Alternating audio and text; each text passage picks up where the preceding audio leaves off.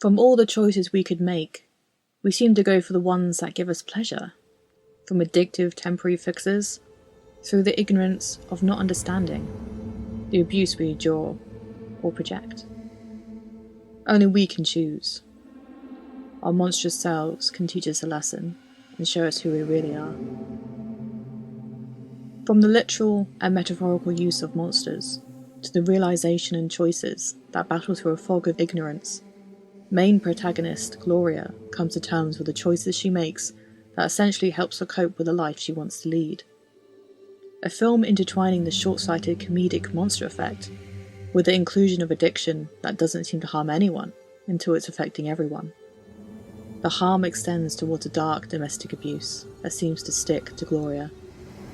The addiction of alcohol can be a tricky thing, and here, in this film, it is presented as another night out, or rather, looking at a pub. Harmless, right? The repetitiveness of this rhythm, especially when Gloria is given the job at Oscar's bar, shows how a harmless act can snowball into a horrific method of ignorance. How did she get into this scenario? Because Tim, her boyfriend, kicked her out of his apartment with a message to sort yourself out.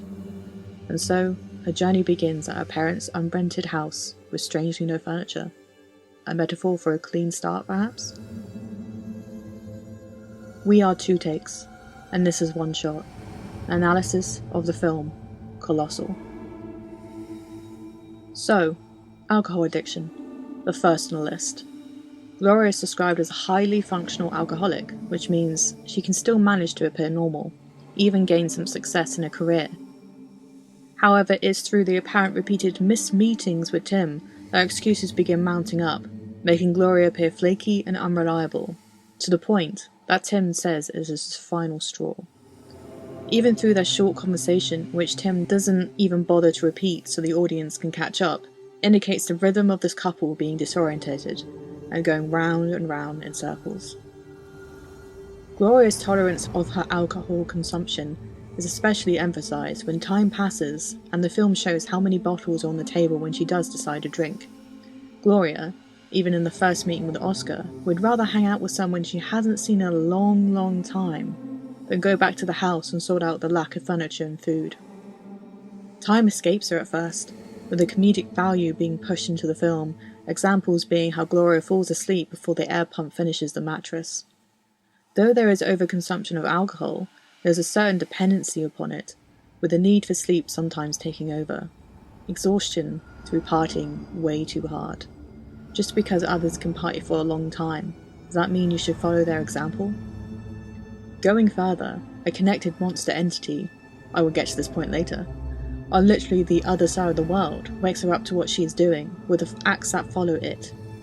It is a push in the right direction. We see Gloria drinking what could only be water, as she is not slurring her words. The patterns of sleep are normal, and not seen in the movie until she wakes up. She is rising ever so slightly, and even demanding that her boss simply goes home after each shift, instead of drowning her sorrows after hours, emphasises the direction and the control she is gaining back for herself. The monster entity that she is connected to is, in a grander scale, her realising a behaviour that can have a butterfly effect. The aspect of distance is not the important factor, but rather the understanding of the impact of one's actions towards those around them. Now, let's look at the domestic abuse that is at play here, the second on the list. This has two components, Tim and Oscar.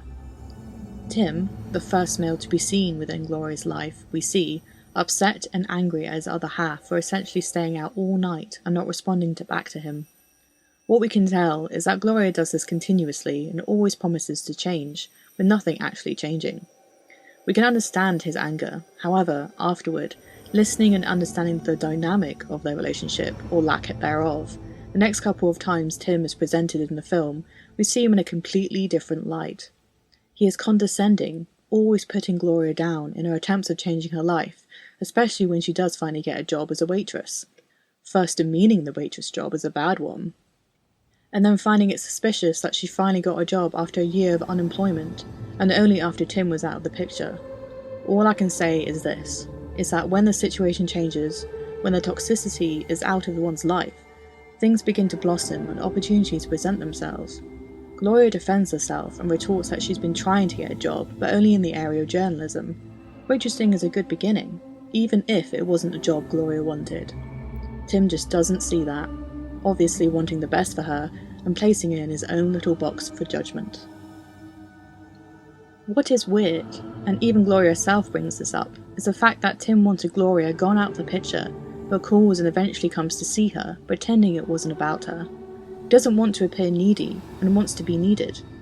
He does have a small window of being approachable and loving, by being honest and accepting that yes, he was there for Gloria. However, when Oscar becomes part of the picture, his demeanour splits open to find his insecurities. If Tim loved Gloria for who she was, and could potentially be, he wouldn't belittle her, and he wouldn't want to know what she was doing without him there. He liked her dependency on him, and in a way, this might be his addiction. And now, Oscar. At first, he was polite, open, friendly, and willing to help. Then it quickly turned sour, with questionable actions happening all over the place, such as, why does he have the keys to her parents' unrented house? It makes me question why he's so willing to give her furniture, almost as if he took all of it away, then gave it back to her as a means to control some aspect of her life. A theory in itself. Going back to the snowball effect of Gloria's ineffective strategy to get her life back on track, it seems to happen at 2 points. One being Gloria sleeping with toy boy Joel, the attractive friend of Oscar's, because why not? All decided in a slur moment, of course. Not deemed a new romance, it was essentially a one-off, but when Joel and Gloria come in the same vehicle to stop Oscar messing around with his robot form, he quickly turns sour. The other point of no return is when he establishes that he has the other form, the robot form, on the other side of the world. The first time being a silly game and messing around with the lives of people like playing Dollhouse, he takes it seriously and realises the amount of power he has over people he doesn't know, and essentially, with time, the power he can have over Gloria. What looks like the addiction of alcohol fashioning him to make horrible choices and be a horrible person soon isn't the fault here. We, the audience, are fooled. This is because further down the line, Oscar's actions are calculated conscious choices. Alcohol can only be the blame for so long, particularly when he tries to make it up to Gloria by making his friend do all the heavy lifting and putting all the furniture into her parents' house. And by putting the icing onto the cake, Gloria herself has to seek him out for an apology. This can be seen in 2 ways. Still controlling, Oscar makes Joel do all the hard work to make him expendable, almost whiny and pathetic, and in another, Oscar is too ashamed to meet Gloria herself. Either way, Gloria goes to his house, and we, as the audience, take a peek into his life. He used to have a woman and a kid in his life, but no more. The camera even hovering over his picture of the woman holding the kid and he scratched the face off of. He has a troubled soul, and so Gloria and maybe some of the audience cut him some slack. It is only when he actually abuses Gloria and starts hitting her that I hope others stop giving Oscar the benefit of the doubt. The journey to find that inner strength and to realise the abusive signs, especially when they repeat themselves, has Gloria understanding, through her clear-headedness, that she does have a choice. She comes to understand that what Tim and especially Oscar are doing is not okay. That those who see and do nothing, like Joel and Garth, are not okay. These collective of people, whether they do all of the damage, or when they sit on the sidelines and only watch, and not intervene, present the concept that Gloria cannot ask for help. This is seen multiple times, especially when she is beaten down to the floor in the playground, and when Oscar blackmails her into staying, using and presenting the choice of staying or letting Oscar kill hundreds of people. And for the viewer, this seems like her only choice. Using the ability of his robot form, he is now as good as Gloria, his own words, and uses it against her. Why? Because he's controlling, dominating, and wants her? No, because he is madly jealous of Gloria and her life. Whilst he was stuck, she was not. And now that she is, he wants to keep her that way. To have someone inferior to him, or perhaps to have someone on the same level as him. Someone who has hit rock bottom. If you compare the domestic abuse situations here, it can be understood why Gloria would want to leave this and go back to Tim. From being belittled to being attacked, what would you do? From something familiar and perhaps manageable to someone who is a wild card and uses fireworks in his own bar, as an example of his power over Gloria, it would be safe to assume that Tim might change his ways. But we all know that this is not the case.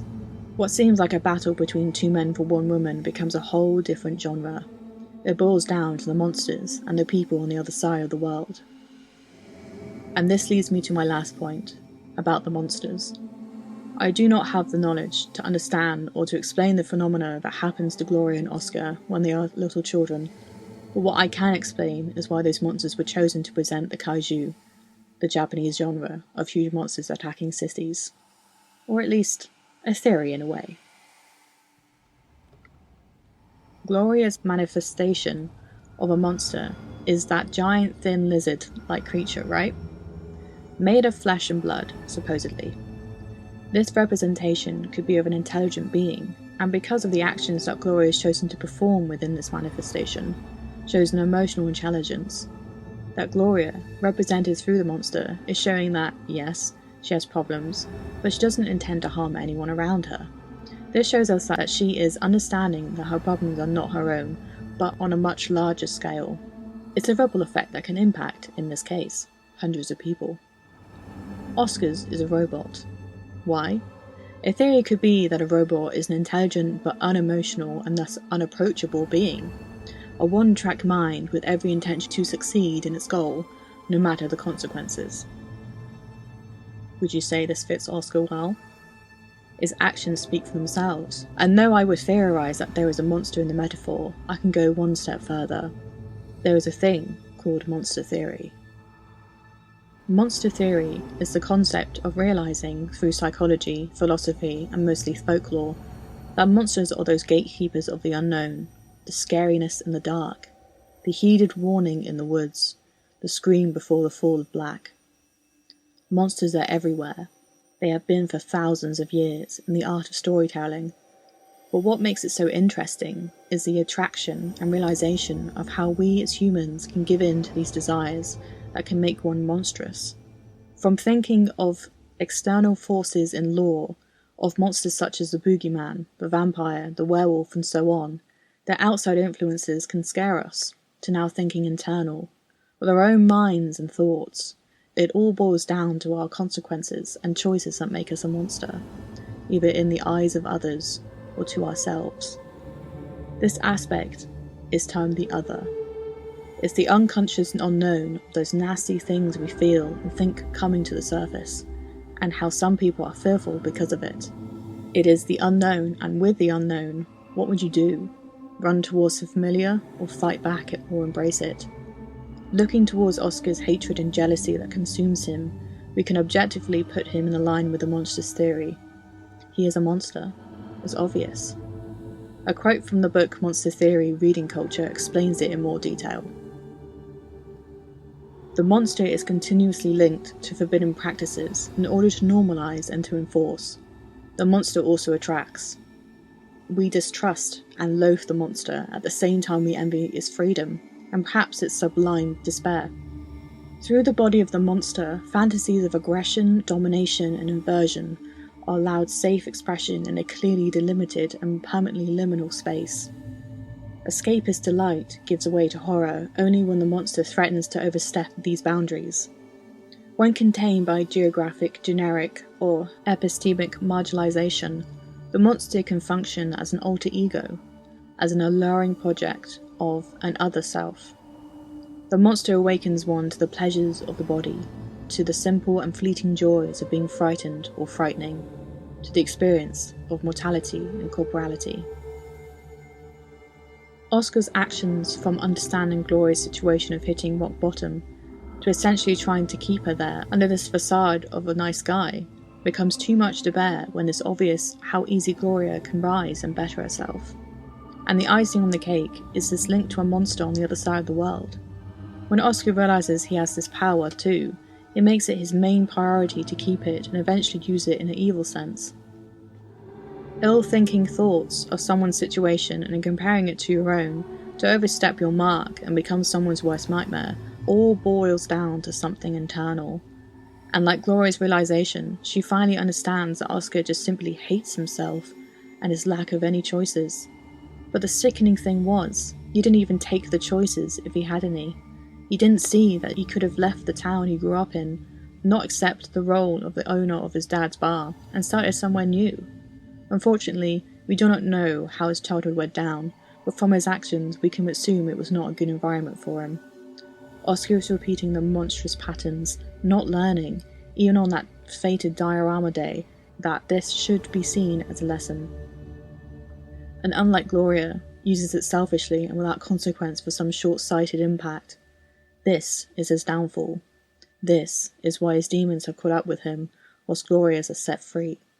The choice of letting go and the freedom away from the toxicity of bad relationships, or bad habits, and of course, of the monsters inside of us. If you enjoyed what was said, please follow me on Anchor and Spotify. Be kept in the loop for new episodes by following my Instagram. And if you have any questions, email me at 2takespodcast1@gmail.com. And as always, thanks for listening.